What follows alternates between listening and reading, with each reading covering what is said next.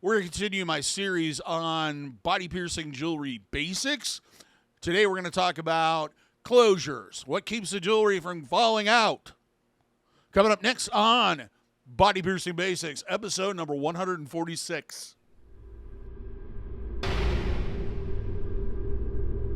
For those that are new to the channel, welcome to the Body Piercing and Tattooing channel. Hope you're finding the videos useful and helpful, but you might not know who I am. My name is DaVo. I'm a professional body piercer and have been since 1994. I own and operate the Axiom Body Piercing Studio, located inside Skin Kitchen Tattoo in Des Moines, Iowa. What we're going to talk about today is closures. It's what keeps your jewelry from not simply falling out and helps keep it in there and makes it look pretty in some cases. So we're going to go through the basic different types and how they work, starting with threaded ends or threaded jewelry. Now, this comes in a couple of different, well, it comes in primarily three different shapes. The one being a straight post, four actually. Straight post, labret studs where one side has a fixed disc on one side, and then you thread it on the other side. Curved barbells, which are kind of shaped like a banana. It's a quarter turn. And then circular barbells, which are shaped like, people refer to them as horseshoes. They're circular in shape. All three of these have a piece of threading off a ball that screws into the post. Now, there is also, that's called internally threaded. Internally threaded, the ends act like a screw. Then there's externally threaded, which is usually a sign of a lower quality piece of jewelry, usually not as well manufactured in suspect as far as what the material is actually made out of. The ends are like little nuts that screw onto threading in the that's on the post. Out of the two, your best option is always internally threaded, not only because it's better quality usually, it takes more turns to tighten and loosen, but also you're not dragging that rough threading against the piercing every time you take jewelry in and out. The next type is called threadless jewelry. This is like a threaded piece, but it's threadless. This comes in examples of, actually, I've seen it in circular barbells recently, curved barbells, but it's most commonly used for standard barbells, which is straight post, or labret studs. Now, the way this works is once the back side, the side that actually sits inside the piercing, has a fixed side in most cases, and then a hollow tube. The end that goes in it that closes the piercing, the actual closure, has a bent piece of wire that comes off of it. So when you push it in that hollow tube, it expands, it creates a friction joint to keep it from falling out. To remove it, you generally just pull in opposite directions. To put it in, you just push it right in. These are also called push pin, in some cases, and etc. There's been quite a few different names for it. Captive bead. The name kind of sums it up. With these, you have a ring, referred to as a captive bead ring. Surprise, surprise, surprise. And it has a section out of it. The closure or ball, which could be a ball, it could be a gem set, it could be a number of different things, has two dimples on each side or indentations. The tension, you lock it into place basically, and the tension of the ring holds the ball or closure in place. Thus, a captive bead. Get it? Sometimes these are referred to as tension rings. That's a common one. These are very practical in places of the body where you don't want the jewelry to come out very often. Maybe there's a lot of contact, and rings work well in. Now, the next one is hinge rings and clickers. Basically, these have a hinge on one side and a closure on the other side that's attached. The hinge is, of course, attached. So a segment of that jewelry actually flips open, and then usually the side that locks into place has kind of an outer indentation on the outside, like an extra length that's been sized down that fits comfortably in the other side. It can appear sometimes almost like there's no closure or anything there. Very versatile for septum piercings, but also nostrils and everywhere you could possibly think to wear a ring. And they're easier to change than other types, including the captive bead ring and the two I'm going to talk about next, beaded rings and seamless rings. Now let's move on to the next one, which is beaded rings. The way these work is it's one solid piece. There is a ball in one section, and on the side of that ball, it is separate from the end of the ring, and there's a little indentation in the ball. To put it in, you bend it like a corkscrew, put it in the piercing, and then bend back and push that wire into that ball, and it sets there. These are common on pretty much anywhere an earring, a ring will work. They're kind of an older type of jewelry, dates back to the 80s for the most part.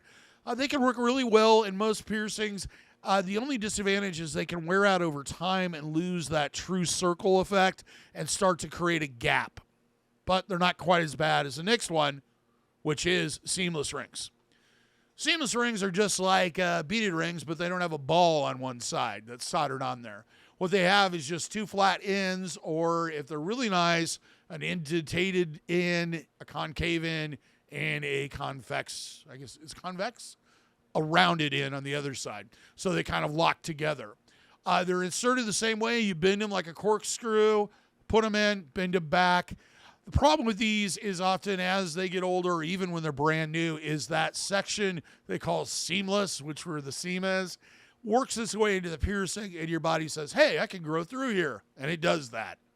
So they're not the best option for jewelry you just leave in and not pay attention to. They're also not the best option for initial piercings. The next type of closure is mainly used on plugs, eyelets, retainers. Any material that cannot be threaded, this is usually used on. Sometimes it has been in the past used on threaded jewelry for retainers. Basically what it is a very small rubber band, usually made of silicone, clear, in most cases black. They generally suggest you want to go for the clear type. And what it does is it basically goes over the end of the jewelry and holds it and keeps it from sliding out of the piercing. This works really well on glass retainers. It works really well on, plugs, especially if they have an indentation or groove built into the jewelry where that rubber band sits into, that O-ring. So that's O-rings. Bent jewelry. Now, there's three types of bent jewelry that is most common, and one of them I haven't seen for sale in quite a long time. And that is fishtail labrets. They were using labrets. They were kind of shaped, they're basically just like that, a straight 90-degree angle, and then kind of a curvature that would sit inside your lip. But they're still used and widely sold for nostril piercings. Basically, they have a gem setting or a ball or something on one side, then go straight, and then it's been at a 90-degree angle. With L-bends, that's all they do. With the nostril screws, it will have a U-shape bend on the inside, making it a little bit more secure. They're not my favorite, but if you're one of those people that constantly has to change your nostril jewelry or take it in and out, it's a good option because it's easy to do by comparison to threadless jewelry, which is what I generally suggest, threadless labrets. You may ask, why are there so many different types? Well, partly because a lot of this jewelry was there from the very beginning, and a lot of people kind of continue to use it because that's what they like. But also because different piercings have different needs, and different people who wear piercings have different needs. Some people need jewelry that's very secure, that they don't have to worry about coming undone or falling out, especially in areas of the body where that could be dangerous. For example, in your mouth or in your genitals. Others, they just need the ease of taking the jewelry out for jobs or what have you, and easily, quickly changing that jewelry, and that, has a need. Then there's other types of jewelry where it, with these closures or different types of closures that work best just with certain materials more so than others. So there's a lot of different needs, a lot of different complicated things that need to be done, and that's the reason why there's so many different types. So what types work best where? Okay. As far as closures, threaded jewelry works pretty much everywhere in one of its forms, either as a straight barbell, a labret stud, or a curved barbell. You can pretty much put it in just about every piercing that we do. Now, things like Threadless. Threadless works really well on ear work. It works really well in nostrils. It can work in navels and nipples. But in areas of the body where you really need something that's secure and not going to fall off easily, and it might get snagged often, like the mouth and genitalia, it's not a great option. Cavity beads, pretty much kind of they're the old standard. If you want to put a piece of jewelry in something and leave it in indefinitely, it works really well. Earlobes, some ear piercings it'll work with, lip piercings, nipple piercings, navel even, and a lot of genitalia piercings. The thing with it is it has to be extremely oversized to fit correctly and to not be an issue. You need to talk to your piercer. Do not put small rings in large, long piercings. You're not going to like the results. Same kind of goes for beaded rings. They're a little easier to take out, a little bit more secure than, say, threaded or threadless is, because it's not going to easily come out of your body. The problem is those gaps and prolonged use of it, and they can be a little difficult to move or take out if you can't bend the jewelry by hand. They may require tools. Same thing with seamless, about the same deal. O-rings work really well on retainers. They work really well on catty bead or plugs. They don't work really well in a lot of other places. If you're working with glass jewelry, O-rings are a good option. If you're working with plastic, they're a fairly good option, but I don't suggest putting plastic in your piercings. There's always a worry that it is toxic, and there's always a worry that it's going to disintegrate in your body and stay there forever. Glass is a much better option if you do have medical reasons or what have you that you need to put a retainer in. Bent jewelry is fantastic for nostrils, and I said earlier you could still probably wear it in a lobret or a lower labre. Not good pretty much anywhere else. They don't work well in other parts of the body. Their main advantage is the ease of use, and even the nostril screws can be a little tricky at times.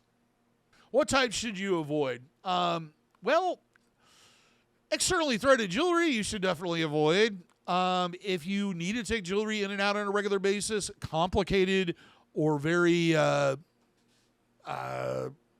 to get out jewelry is not going to be your best option. Jewelry that's a little bit easier to change is going to be, it really comes down to what you're using your piercings for and what works for you in that particular piercing. And it's something you really need to sit down and discuss with your piercer, what your options are and what's your best option. Well, that's it. Till next time, here's hoping all your piercings heal with ease and without a single issue. And if you're in the Des Moines, Iowa area, I hope to see you for your body piercing needs in the future. Have a good day, everybody. Take care, and we'll see you in the next video.